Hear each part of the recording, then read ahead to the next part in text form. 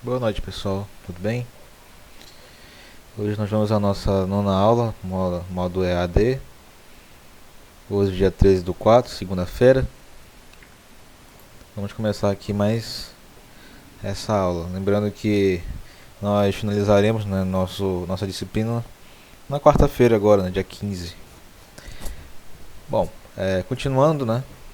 Lembrando que nós paramos aí na quarta-feira passada por conta do recesso quanto facultativo na quinta e do feriado santo de sexta-feira.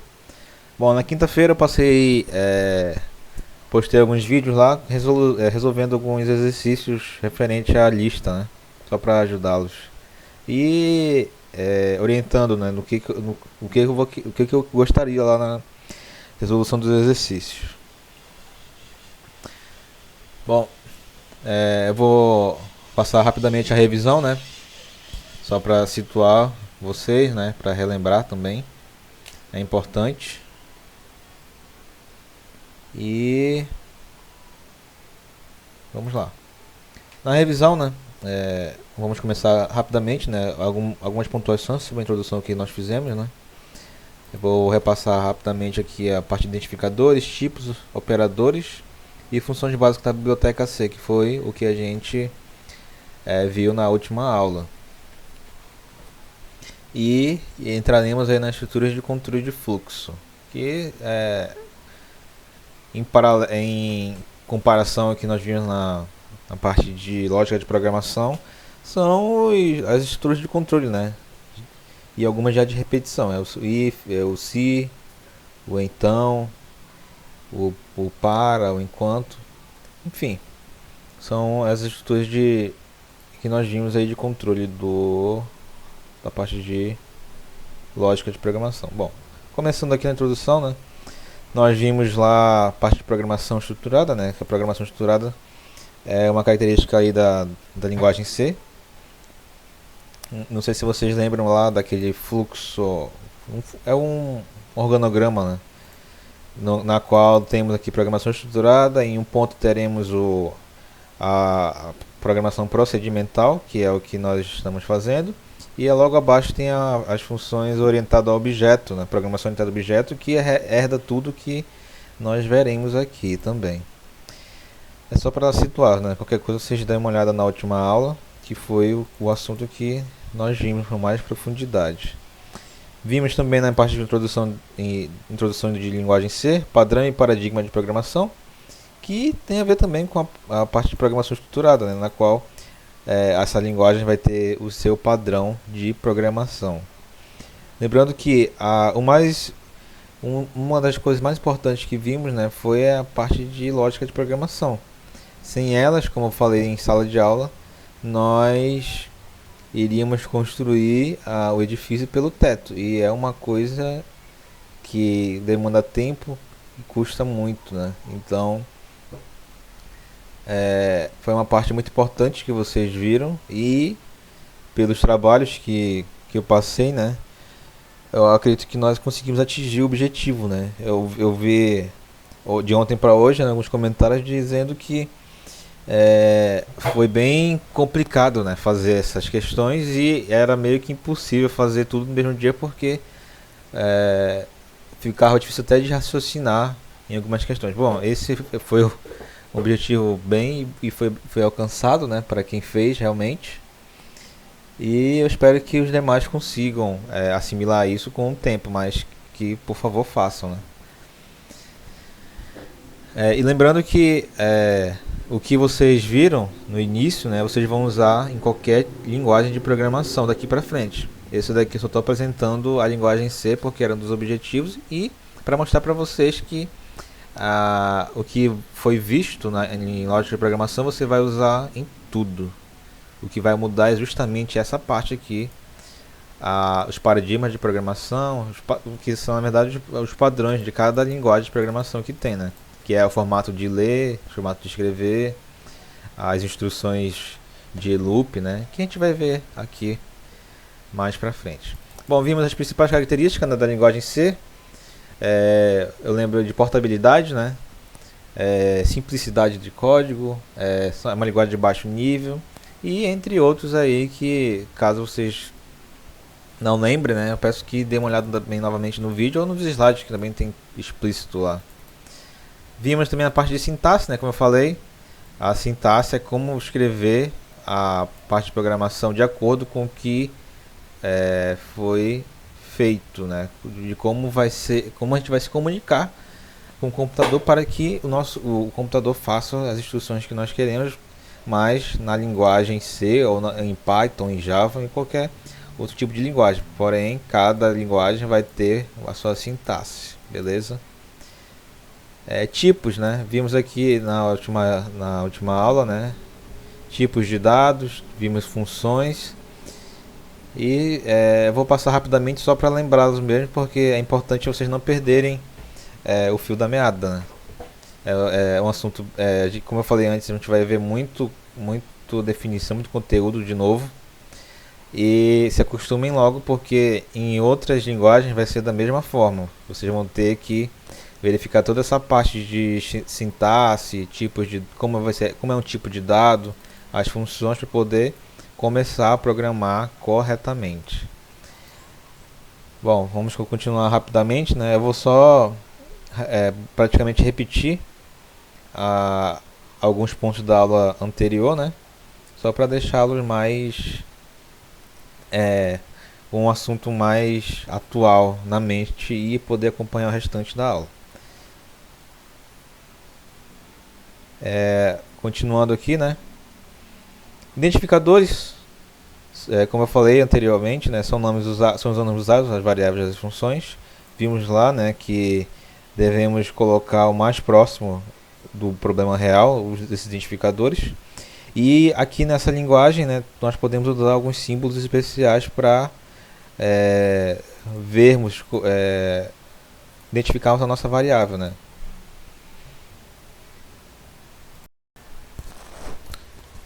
Bom, pessoal,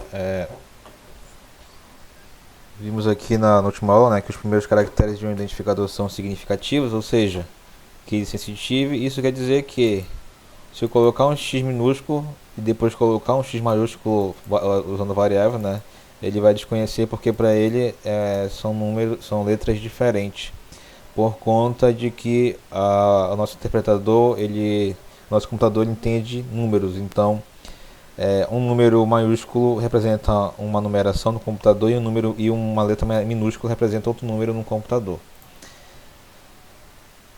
Bom, tipos, senhores.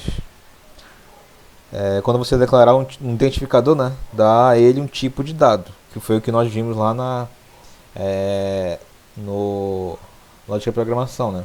Tem tipo na lógica de programação nós vimos lá que tem tipo literal, tipo numérico, tipo lógico. Aqui não será diferente, né? Não será diferente e eu posso dizer que em todas as outras linguagens vai ser da mesma forma também. Cada um vai ter um tipo e vai ter sua sintaxe, ou seja, a forma de cada palavra-chave, né? Bom, como eu tinha falado antes, né, os dados podem se apresentar em duas formas distintas, né, constantes ou variáveis. E da mesma forma, né, o constante ele não muda no decorrer do tempo, e variável ela muda no decorrer do tempo. Nós declaramos ela lá em cima e vamos utilizando ela no programa. Bom, vimos também nessa parte aqui, na linguagem C, oferece 5 tipos de dados básicos, que é o char, que é o nosso caractere literal, o nosso int, que é o inteiro, o float, que é o real, o double é o real com mais quantidade de números representativos, né, após a vírgula. E como eu falei antes, dependendo da aplicação, é muito importante você ter uma representação quase que exata de um valor, por conta de algumas aplicações, né. Vimos também, né, a parte lá do ASCII2, né, a tabela ASCII, que é justamente aquela parte em que ele representa, né, os números, né. Cada número decimal ele representa uma letra, um símbolo diferente, né, como literal. E aqui nós temos a nossa alocação, né. O char ele fica em uma parte da memória, ele ocupa 1 byte, o int 2 bytes está em outra parte da memória, float 4 bytes, long 4 bytes, double 8 bytes. e cada um está em uma parte da memória. Isso aqui representa a memória do computador, pessoal, é que nem a nossa gaveta que nós vimos lá no lógica de programação. Bom, expandindo mais aí o nosso quadro de representação, né? Temos aqui o tipo de objeto de dados, né? Nós vimos isso daqui na aula passada, só passando rapidamente, né? E nós vamos basicamente usar aqui os tipos aritméticos, né? Que são os tipos inteiros e flutuantes. Como eu falei anteriormente, tipos inteiros, né? São a parte inteira, né? E ela é subdividida nessas partes aqui, né? O char, o int e o long. E assim as outras variantes, né? E o float da mesma forma. Float é o tipo flutuante, né? Flutuantes são os números reais, né? Que são com números quebrados, números fracionários. E como eu falei antes, cada um vai ter uma quantidade de representação de quantidade variável. Aqui nós temos a parte mais descritiva, né? De cada tipo de variável. Isso aqui, pessoal, é importante lá para frente, mas é bom você ver isso aqui logo para saber que existe. Como eu falei, né, anteriormente, a possibilidade de você estourar a memória do computador ou do microcontrolador, microprocessador no caso. E é importante você saber essas limitações para poder não deixar o computador, o microcontrolador no limite, né, que isso também causa erro.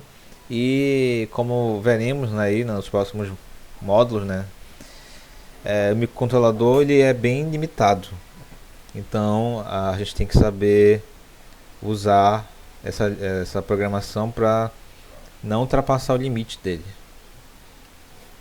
Bom, nós também vimos a parte de ponteiros flutuantes, né, eu até comentei sobre alguns projetos de tempo real, né, que eles necessitam de uma precisão maior e isso é muito importante, né? E eu até comentei que há erros de projetos por conta disso, né? Eles não conseguem coletar com uma precisão maior e acabam dando erro. E no caso, um exemplo, o foguete da NASA explodiu por conta disso, né? Foi uma besteira que os engenheiros não detectaram, né? Pensavam que era uma coisa trivial, mas que acabou dando prejuízo enorme aí e alguns anos de pesquisa a mais para poder retornar do ponto que eles pararam. Bom, a gente também viu operadores, né? Os operadores são os básicos, são os de sempre, né?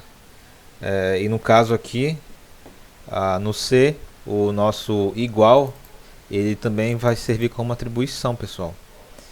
Temos aqui um mod, que no caso aqui vai ser a porcentagem, né? Ele representa o resto da divisão inteira. E essas operações aqui que a gente pode meio que fazer um resumo do que podemos utilizar, diminuindo a quantidade de linha de código de texto no caso. Vimos que o i mais igual 2, né? Ele representa também essa parte, né? Soma recebe soma é mais 1 lá no Visual G. Continuando aqui, pessoal, vimos aqui alguns exemplos, né? Diretamente lá naquele site que compila programas em C. Vimos essa parte aqui dos operadores lógicos de relacionais. Basicamente igual lá ao que nós vimos no C. No C não, na lógica de programação. E a maioria das linguagens de programação representam os operadores relacionais e lógicos basicamente assim, pessoal. Então, vocês não vão se surpreender não quando virem outros linguagens de programa. E como eu falei, né, tem aqui, eu até coloquei aqui Visual G, ele é dessa forma, né, igual, diferente. No C ele vai ser o igual, no Visual G representa dois iguais e só o igual no C é atribuição já, pessoal. Do contrário, né, os outros são basicamente a mesma coisa, né, maior igual, menor igual e assim sucessivamente. Aqui da mesma forma, né, os operadores lógicos eles podem ser representados por dois E comercial no C, duas barras e exclamação é um NOT.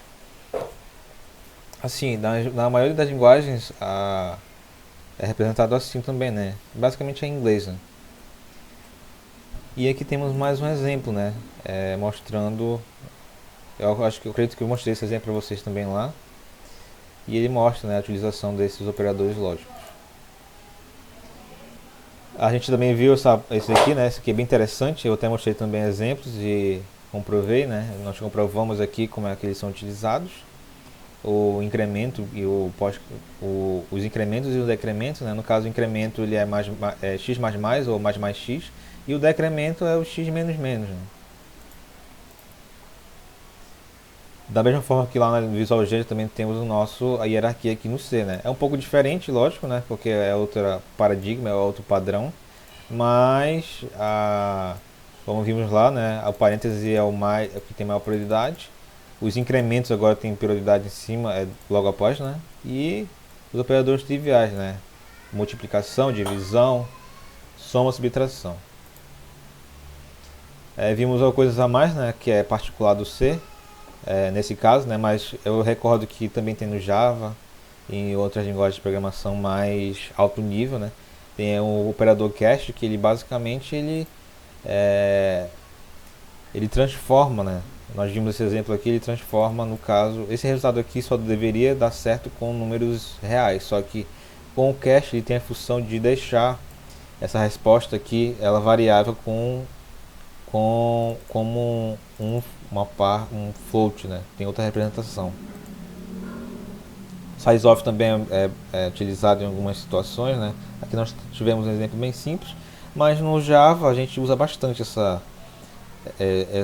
esse operador aqui para poder verificarmos se nós temos espaço na memória, né? E por último, né, nós vimos lá rapidamente a parte de função, as funções, né? E no caso a gente viu as principais, que é o print, que ele basicamente ele apresenta na tela para gente os dados. Vimos aqui algumas formas de representação, né, de formatação. Como eu falei na última aula, ele tem problemas que visam você a saída do programa. Vimos esses exemplos todos aqui, né? Representação de números, pula linha, tabulação, etc. Vimos bastante detalhe, né? E por último vimos lá o scanf, que é a leitura dos dados a partir do teclado. Ele funciona basicamente como o printf, né? E lembramos lá do armário, né? Que nós utilizamos. Dessa vez temos que indicar aqui, temos alguns pontos a mais aí para poder utilizarmos esse scanf. Por exemplo, aqui temos que indicar, né, o tipo de dado e o endereço da memória. Beleza?